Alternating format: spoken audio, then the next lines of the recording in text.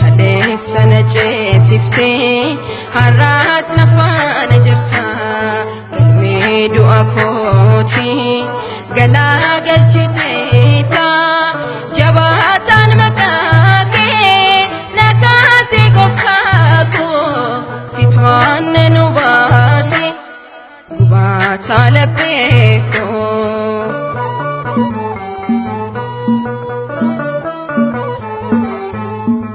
Yoof sagantaan koo sirraatti diriire sina dura boona sitti ilaaliire ergaan si argaate ulaa galiin goote guutuu nama naafte gaarraatti moote kaleessa na ceesifte har'aas na faana jirta. Du'a kooti galaa galchiteeta jabaataan maqaa kee na kaase gooftaa koo situ aanne nu baase gubaataa laphee koo.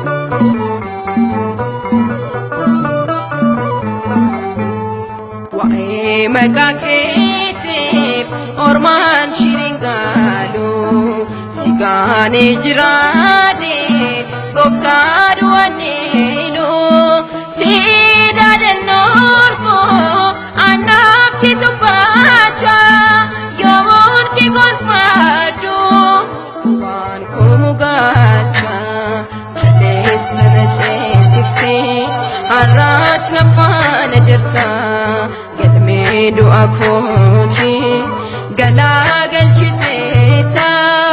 Jabaataan maqaa kee na kaase gooftaa koo situ aanne nu baase gubaataa laphee koo.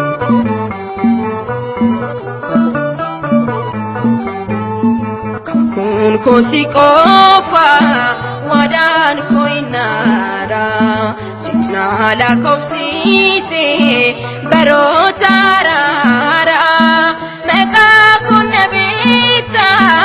Bakkaani jiru kan si faana deemu tasoomaan kasaaru kaleessa na ceesiftee har'aas na faana jirta galmee du'a kooti galaa galchiteeta jabaataan maqaa kee na kaase gooftaa koo situ aanne nu baase gubaataa laphee koo.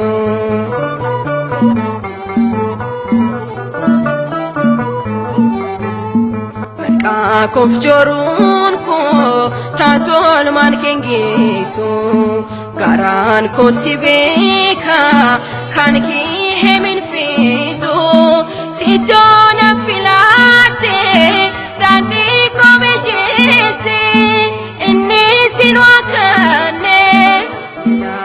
Lolaase kaleessa na ceesiftee har'aas na faana jirta galmee du'a kooti galaa galchiteeta jabaataan maqaa kee na kaase gooftaa koo situ aanne nu baase gubaataa laphee koo kaleessa na ceesiftee har'aas